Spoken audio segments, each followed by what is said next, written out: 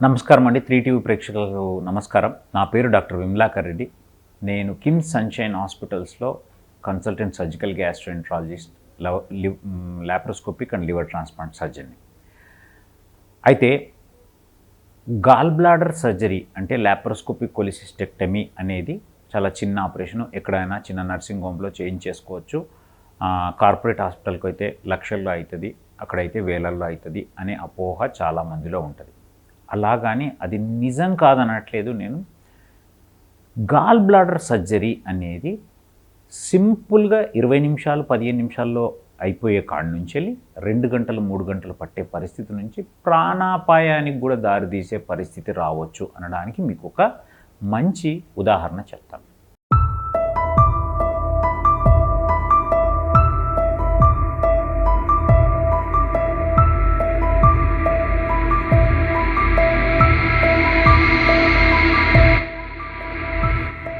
మొన్న ప్రకాశం డిస్ట్రిక్ట్ నుంచి ఒక అమ్మాయి, తన వయసు 24-25 ఏళ్ళు ఉంటాయి, ఎక్కడో లాప్రోస్కోపీ ద్వారా గాల్ బ్లాడర్ తీసేయడం జరిగింది.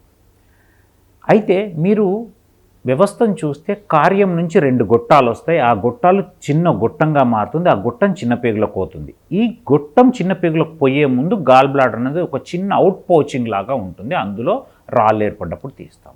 ఇప్పుడు మనం ఆ గాల్ బ్లాడర్ను మాత్రమే తీయాలి, ఈ పక్కకున్న గొట్టాలకు ఎటువంటి దెబ్బ తాకకుండా. అది ఒక సర్జన్గా ప్రతి సర్జన్కు ఉండే మెయిన్ మోటో.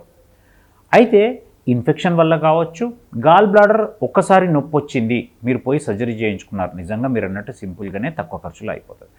బాగా చీమ్ పట్టిపోయింది, పగిలిపోయింది, అట్లాంటప్పుడు గొట్టాలకు అతుక్కపోయి ఉంటుంది. అప్పుడు పెద్ద కెమెరాలు అంటే 4K కెమెరాలతో చేసి అన్ని ఎనర్జీ సోర్సెస్ అంటే హార్మోనిక్ లాంటి, మోనోపోలార్ బైపోలార్ లాంటివే కాకుండా హార్మోనిక్ లిగష్యూర్ లాంటి వస్తువులు ఉండి, ఒకవేళ గొట్టాలకు అతుక్కొని ఉంటే స్టెంటింగ్ ముందే, ఆపరేషన్కు ముందు గొట్టంలో ఒక స్టెంట్ వేసుకొని చేసే పరిస్థితి ఉండి, లేదా ఆపరేషన్ సమయంలో నిజంగా గొట్టాలు కంప్లీట్ చెడిపోయినప్పుడు కట్ చేసి బైపాస్ చేసే పరిస్థితులు ఉన్న ప్రాంతంకు మాత్రమే, అంటే హాస్పిటల్కి వెళ్తే మాత్రమే మీకు న్యాయం జరుగుతుంది. ఎందుకు చెప్తున్నానంటే ఈ చిన్న పిల్లనే లాప్రోస్కోపీ ద్వారా ఆపరేషన్ అయింది.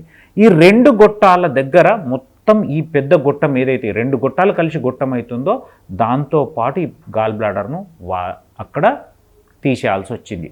ఎందుకు తీశారు ఏంటి అనేది నాకు వివరాలు తెలియవు. కానీ అప్పుడు ఏమైంది, కుడిపక్క లివర్ నుంచి వస్తున్న గొట్టము, ఎడమ పక్క నుంచి లివర్ నుంచి వస్తున్న గొట్టము రెండిటికి కిందికి పేగులోకి పోవడానికి ఎటువంటి కమ్యూనికేషన్ లేదు. దీన్ని మా వైద్య పరిభాషలో common bile duct injury and dangerous bile duct injury, అంటే 2 గొట్టాలు కూడా సెపరేట్ అయిపోయి లివరు మొత్తం ఆ పైత్యం, లివర్ నుంచి వస్తున్న పైత్యం అంతా కడుపులోకి చేరి బాగా ప్రాణాపాయ స్థితిలోకి వెళ్తే మళ్ళీ తీసుకుని దానికి వాష్ ఇచ్చి ఆ 2 గొట్టాల్లో ట్యూబులు పెట్టి వాష్ ఇచ్చి పంపించారు.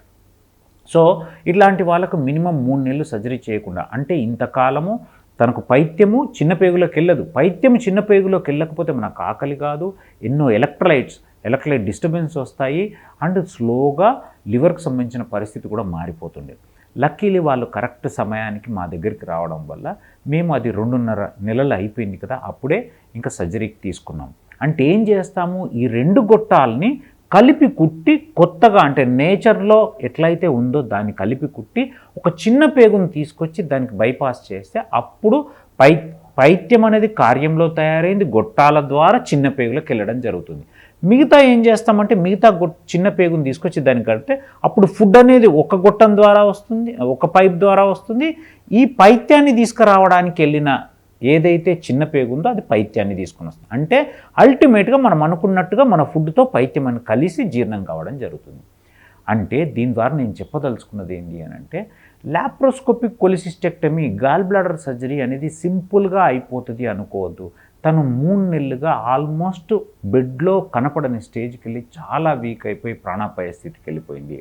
కాబట్టి గాల్ బ్లాడర్లో ఆపరేషన్ అయిన తర్వాత మీకు గొట్టంలో yellow colour or green colour, వాళ్ళు ఏదైనా డ్రైన్ పెట్టుంటే ఎల్లో కలర్ కానీ గ్రీన్ కలర్ కానీ అందులో వచ్చినప్పుడు నిజంగా అది పైత్యమే. ఆ పైత్యము గాల్ బ్లాడర్ సర్జరీ తర్వాత బయటకు వస్తుందంటే ఎక్కడో ప్రాబ్లం ఉన్నట్టు లెక్క.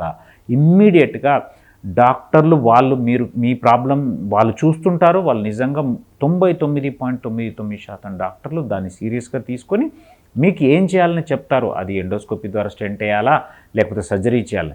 కానీ మీ వైపు నుంచి కూడా అది చిన్న ప్రాబ్లం అనుకోకుండా మీరు కూడా ఇమ్మీడియట్గా పెద్ద సెంటర్కి పోయి పెద్ద డాక్టర్ని కలవడం వల్ల అది స్టెంటింగ్తో అయితే అయిపోతుంది, లేదంటే బైపాస్ సర్జరీ అంటే చిన్న పేగుని తీసుకొచ్చి పైత్యాన్ని బైపాస్ చేయాల్సిన పరిస్థితి వస్తే ఆ సర్జరీ కూడా చేసుకోవచ్చు.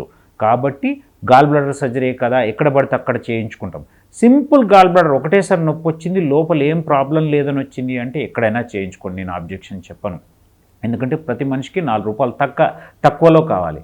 కానీ ఒకవేళ రిపీటెడ్గా 2-3 సార్ల కంటే నొప్పి వచ్చి ఉన్నా కానీ అది చీంబట్టి ఉన్నా పగిలిపోయినా ఇమ్మీడియట్గా పెద్ద సెంటర్కి పోయి చేయించుకుంటే మీకు న్యాయం జరిగే అవకాశాలు ఉంటాయి. అద్భుతమైన ఆరోగ్య వీడియోల కోసం 3TV హెల్త్ ఛానల్ ని లైక్ చేయండి, కామెంట్ చేయండి, సబ్స్క్రైబ్ చేయండి, అలాగే షేర్ చేయండి. Thank you.